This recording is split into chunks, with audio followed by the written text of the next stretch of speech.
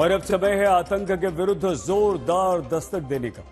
जम्मू के डोडा में एनकाउंटर को करीब 23 घंटे बीत चुके हैं, लेकिन अभी तक आतंकवादियों का हिसाब होना बाकी है। कल रात 9 बजे आतंकवादियों से मुठभेड़ में कैप्टन समेत 4 हमारे जवान शहीद हो गए और इसके बाद से पूरा देश गुस्से में है। शहीदों के परिजन पूछ रहे हैं कि देश कब तक शहादत सहता रहे और इस बलिदान का बदला कब लेगा।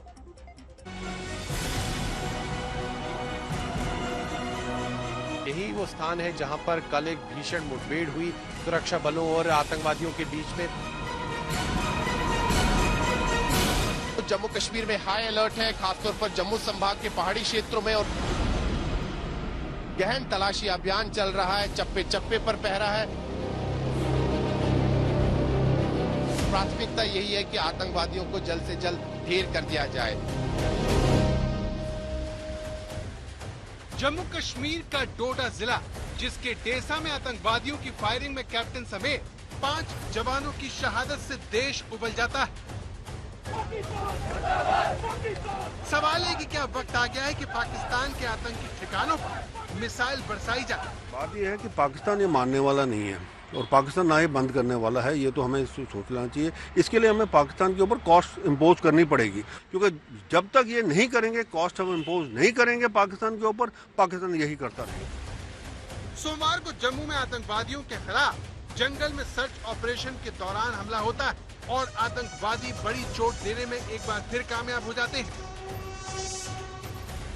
एक बहुत ही बड़ा आतंकवाद विरोधक अभियान चलाया गया लगभग शाम के 6:45 बजे से, और देर रात लगभग 9 बजे के आसपास सुरक्षा बलों को सफलता मिली आतंकवादियों के साथ संपर्क स्थापित करने में, और एक भीषण मुठभेड़ उस समय यहां पर शुरू हो गई। सवाल है कि क्या पाकिस्तान के साथ सीज फायर तोड़ने का वक्त आ चुका है। I see no reason why the Indian armed forces should continue with this ceasefire when Pakistan has so blatantly violated it. Jammu के क्षेत्र में पिछले 78 दिन में 11 हमले हो चुके हैं। उधमपुर, पुंछ, रियासी, राजौरी, कठुआ और डोडा में लगातार आतंकवादी हमले हो रहे हैं। डोडा में तो 11, 12 और 26 जून और जुलाई के महीने में 9 और 15 तारीख को आतंकवादी हमला करने में कामयाब हो जाते हैं। सवाल ये है कि आतंकवादी लगातार जम्मू को दहलाने में कामयाब कैसे हो रहे हैं।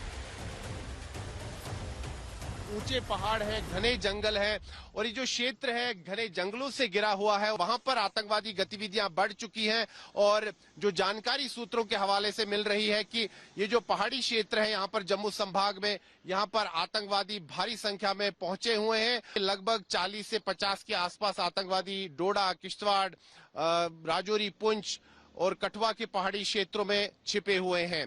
चीज अभी देखने में आ रही है, ये एक इनकाउंटर नहीं हुआ है, अभी ये कई इनकाउंटर हो चुके हैं पिछले 2 या 3 महीनों में, और ये एक पैटर्न के ऊपर चल रहे हैं। ये इतने इनकाउंटर अभी क्यों? माना जा रहा है कि कश्मीर में मार खाने के बाद अब आतंकी संगठन जम्मू क्षेत्र को ज्यादा टारगेट कर रहे हैं। साल 2023 में 43 आतंकी घटनाएं कश्मीर से अलग जम्मू में हो चुकी हैं। वहीं 3 साल में आतंकी घटनाओं में 43 जवान शहीद हो चुके हैं और 23 नागरिक भी मारे जा चुके हैं, जो बताता है कि किस तरह से अब आतंकवादियों के पैर जम्मू में जम चुके हैं। लगातार अगर हम देखें तो जम्मू कश्मीर में हाई अलर्ट है, खासतौर पर जम्मू संभाग के पहाड़ी क्षेत्रों में, और लगातार यहाँ पर आतंकवाद विरोधक अभियान चल रहे हैं। और प्राथमिकता यहाँ पर यही है कि जो आतंकी जंगल के इलाके में छिपे हुए हैं उनको जल्द से जल्द ढेर कर दिया जाए।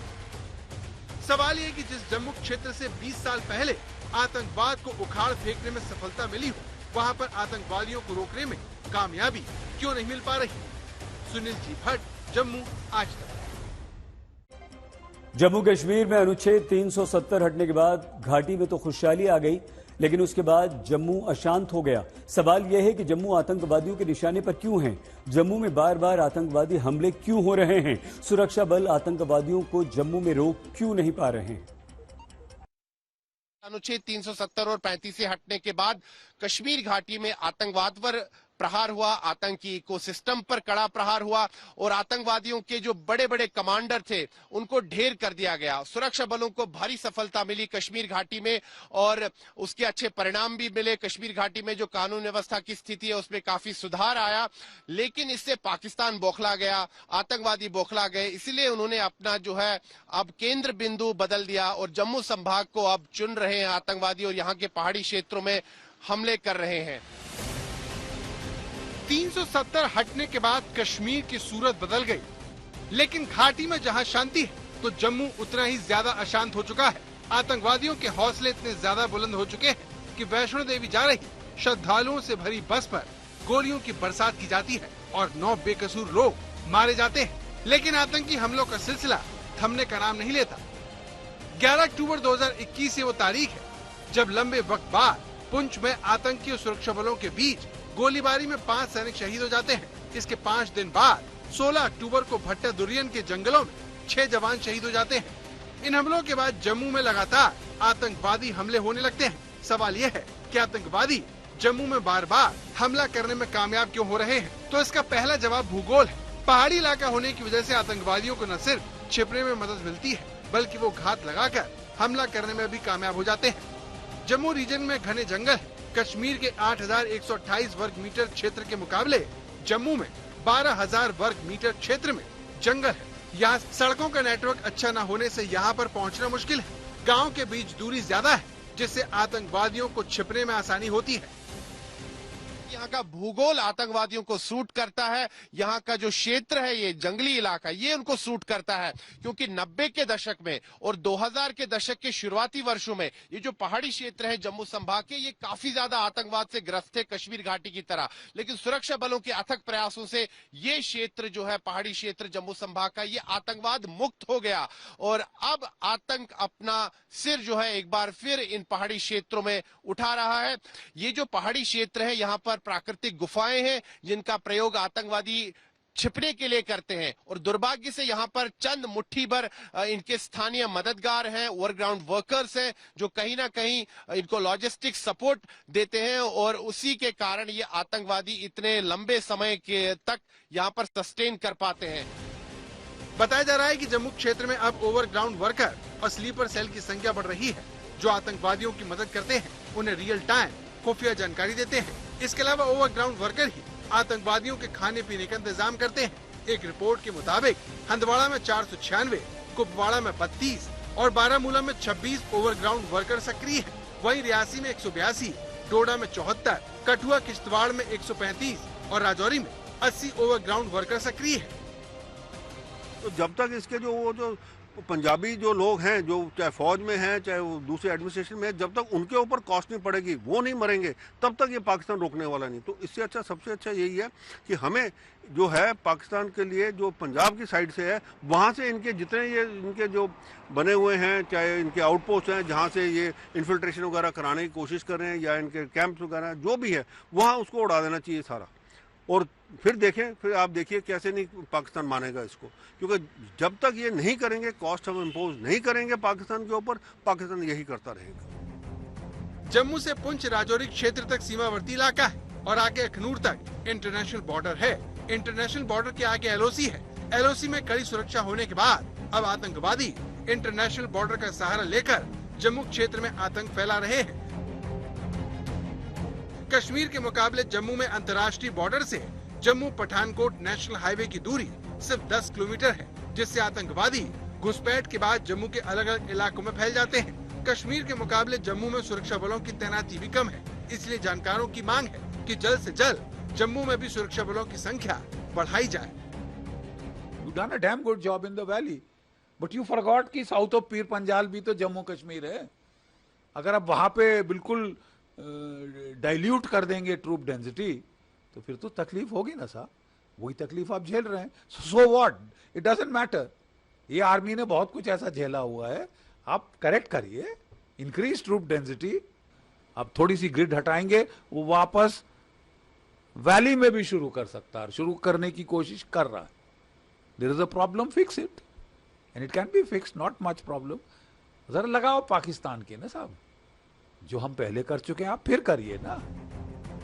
कठुआ, सांबा और हीरानगर के इलाकों में इंटरनेशनल बॉर्डर पर नदियां ज्यादा हैं। इस वजह से पाकिस्तानी सेना चोरी छिपे आतंकवादियों को घुसपैठ करवाने में कई बार कामयाब हो जाती है। इसके अलावा जम्मू के उस पार पाकिस्तान में जैश ए मोहम्मद का सबसे बड़ा लॉन्चिंग पैड है, जिसे मसरूर बड़ा भाई कहा जाता है। इस कारण से भी पाकिस्तानी आतंकवादी जम्मू को अपना निशाना बना रहे हैं। एक युद्ध हो जाए और ये चूल्हे में चले जाएंगे हमेशा के लिए, खलास हो जाएंगे।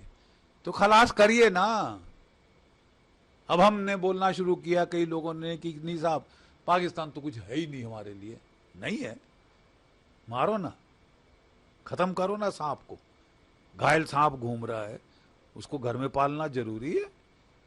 खत्म करिए इनका तमाशा, केंटवा दबा दीजिए, हमेशा के लिए आपकी शांति हो जाएगी। जब तक पाकिस्तान को आप छोड़ेंगे, उदारवाद दिखाएंगे, गांधीवाद दिखाएंगे, नतीजा बहुत बुरा होगा। पाकिस्तान जम्मू को अशांत करके दुनिया को यह संदेश देना चाहता है कि पूरे जम्मू कश्मीर में ही भारत के खिलाफ असंतोष है। इसके अलावा हिंदू बहुल इलाकों में दहशत फैलाकर माहौल को 90 के दशक जैसा करने की कोशिश हो रही है। इसलिए घाटी की तरह जम्मू में भी अब आतंकवादियों के खिलाफ निर्णायक प्रहार का वक्त आ गया है। सुनील जी भट्ट, जम्मू, आज तक। जम्मू कश्मीर में आतंकवादी हमलों का सिलसिला थमने का नाम नहीं ले रहा। यहां पिछले एक महीने के अंदर 7 बड़े हमले या मुठभेड़ हुई। आतंकवादियों ने कभी सेना की गाड़ी को निशाना बनाया तो कभी श्रद्धालुओं की बस पर हमला कर दिया। हर मुठभेड़ में हमारी भारतीय सेना के आपकी हमारी रक्षा में जुटे जवान शहीद हुए। डोडा एनकाउंटर में कैप्टन ब्रजेश थापा समेत 4 जवान शहीद हो गए। 27 साल के कैप्टन ब्रजेश थापा का जन्म आर्मी डे के दिन ही हुआ था। पथराई आंखों से मां ने बताया कि बेटे ने जुलाई में घर आने का वादा किया था, लेकिन अब ऐसा कभी नहीं होगा।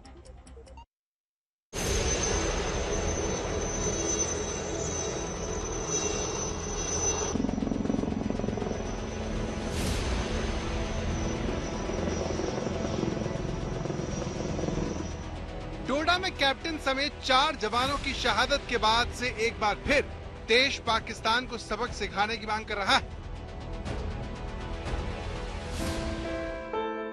जम्मू में आतंकवादियों के हमलों में शहीद हुए सभी जवानों को नम आंखों से सारा देश श्रद्धांजलि दे रहा है। आपके सामने शहीद जवानों को गार्ड ऑफ ऑनर दिए जाने की तस्वीर है, जिनके बलिदान को सारा देश सलाम कर रहा है।